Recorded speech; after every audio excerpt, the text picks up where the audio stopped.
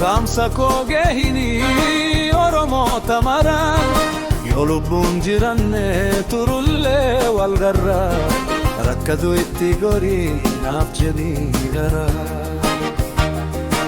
firoottan koo laalii warra liqaa biftu lafa baay'ees gahii gorii hundumaattu Jimmaa Iluu Baabuur Wallaggaa Fasoosaa hundumat naaf maqinaatti midhaamsa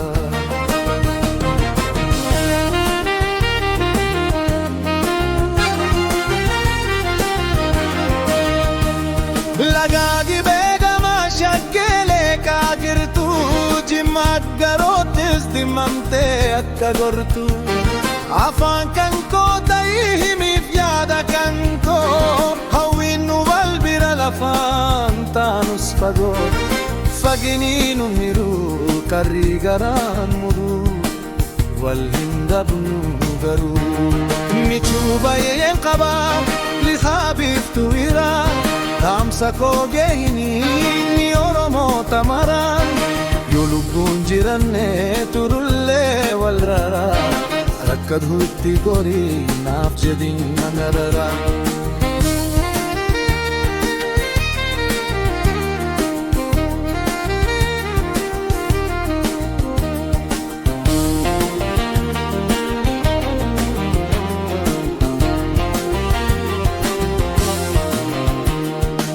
Karrayyuu jalqabii shawaa waliin gahii gama walloos gorii kamiseen fullayii momor gamas cheyii begii waan baraatti horlagaa hororduhaa amma soosaatti qabsa'ootat maqii adduu waliin tuqii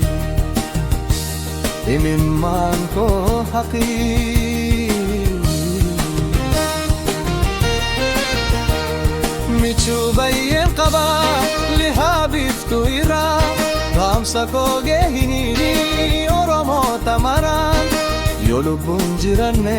turullee wal garraa rakkatu itti gorii naaf jedhin nagaraa Aanowwan koo baay'een kanneen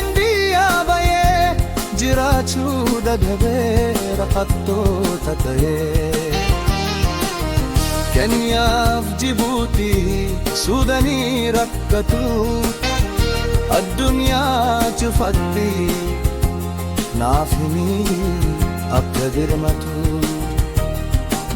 dallaya shiraa nu jiduutti harii Oromiyaa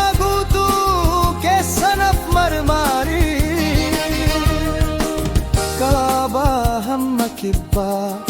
bahaaf dhihatti Awurooppaa fi Eeshiyaa kanneen Ameerikaatti sabboontonni dammaqii hawwii waliin